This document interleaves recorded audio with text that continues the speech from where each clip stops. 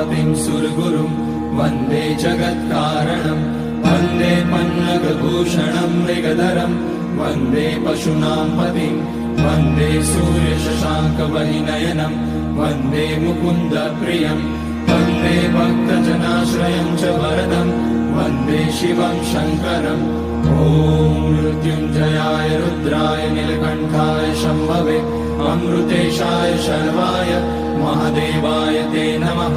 नमस्तेऽस्तु भगवन् विश्वेश्वराय महादेवाय त्र्यम्बकाय त्रिपुरान्तकाय त्रिकाग्निकालाय कालाग्निरुद्राय नीलकण्ठाय मृत्युञ्जयाय सर्वेश्वराय सदाशिवाय श्रीमान् महादेवाय नमः।